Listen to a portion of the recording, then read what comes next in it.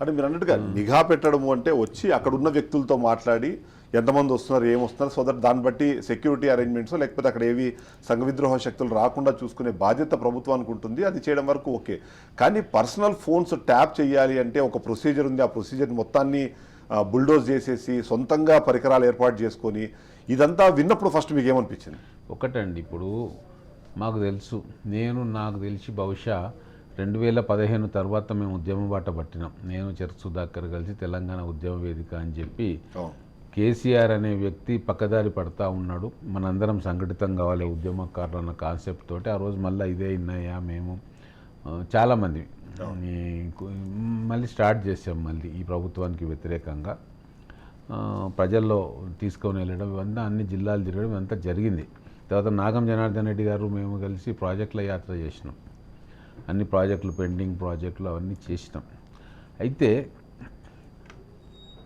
క్రమక్రమేణా ఏమైంది అంటే ఆ రోజుల్లోనే నేను ఒకసారి రేవంత్ రెడ్డి గారితో ఆయన టీడీపీలో ఉన్నప్పుడు కూడా మాట్లాడుతుంటే ఆ రోజే వారు చెప్పడం జరిగింది, అన్న మొత్తం మన ట్యాప్ అవుతా ఉన్నాయి, ఓ వెహికల్ ఉంటుంది, ఆ వెహికల్లో ఎక్విప్మెంట్ ఉంటుంది, మన ఇంటి చుట్టుముట్టు మొత్తం తిరుగుతూ ఉంటే మనం ఏం మాట్లాడుతున్నామో మొత్తం ఫోన్ నెంబర్లతో సహా వచ్చేస్తుంది అని చెప్పి, ఇది అధునాతమైన టెక్నాలజీ, ఇది ఇజ్రాయెల్ నుంచి ఇంపోర్ట్ చేసుకున్నది, గవర్నమెంట్ తరఫున కొంతమంది ప్రైవేట్ వ్యక్తులు ఇంపోర్ట్ చేసుకున్నారని ఆ రోజే ఆయన మా డిస్కషన్లో చెప్పడం జరిగింది. దాదాపుగా నాకు తెలిసి 2016 or 17 నాకు సరిగ్గా గుర్తులేదు.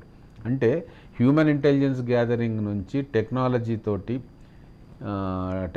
వినడము, అవతల వాళ్ళు ఏం మాట్లాడుకుంటున్నారు అనేది వినడం అనేది ఆ రోజు కూడా ఉండే. తర్వాత ఉద్యమ కాలంలో మాకు జరిగింది ఏంటంటే మనం ట్రేస్ చేసేవాళ్ళు, సెల్ ఫోన్ లొకేషన్ ఎక్కడ ఉంది అని చెప్పి టవర్స్ తోటి టవర్ లొకేషన్ చూసుకొని సేవ్ చేసి మేము ఫలానా దగ్గర ఉన్నాం అని చెప్పి చేసి. నాకు గుర్తుంది, ఓ రోజు ఏదో ఇష్యూలా కన్నె ప్రభాకర్ గారు తర్వాత ఇంకో ఇద్దరు ఉద్యమకారులు వాళ్ళు ఏదో ఇక్కడ బంద్ సందర్భంగా ఏదో బస్సుల అద్దాలు పగిలినాయో ఏదో అయింది, ధ్వంసమైంది. ఓకే.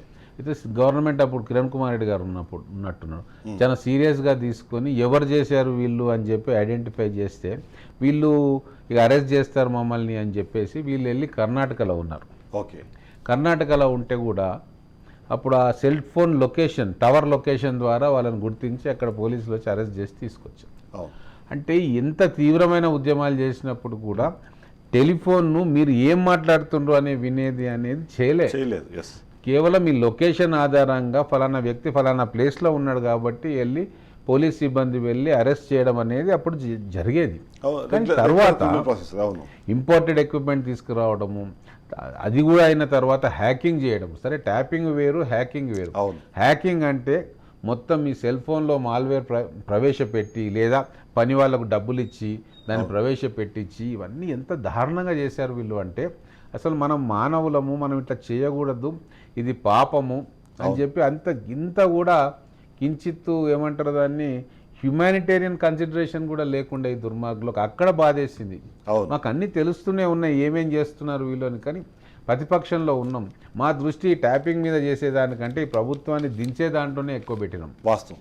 ఎందుకంటే ఇవన్నీ ఉంటాయి, అన్నిటినీ ప్రిపేర్ అయ్యి మేము ఉన్నాం, మా మీద ఏం పెట్టినా కూడా ఏం కాదు. కానీ సాధారణ వ్యాపారులు, సాధారణ గృహిణులు, సినిమా స్టార్సు, రియల్ ఎస్టేట్ వ్యాపారులు, వీళ్ళ మీద మీ ప్రతాపం చూపడం ఏందండి? పోలీసులు అంటే వాళ్ళని రక్షించేటోళ్ళు ఉండాలి, రక్షక భటులు వాళ్ళు, భక్షక భటులు కాదు.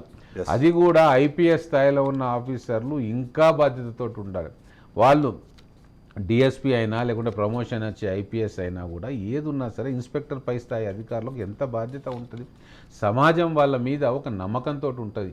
మాకేమైనా ఇబ్బంది జరిగితే మేము వెళితే వాళ్ళు మా కష్టాలను తీరుస్తారు, మాకు న్యాయం జరిగేలా చూస్తారు అనేది ఒక భరోసా.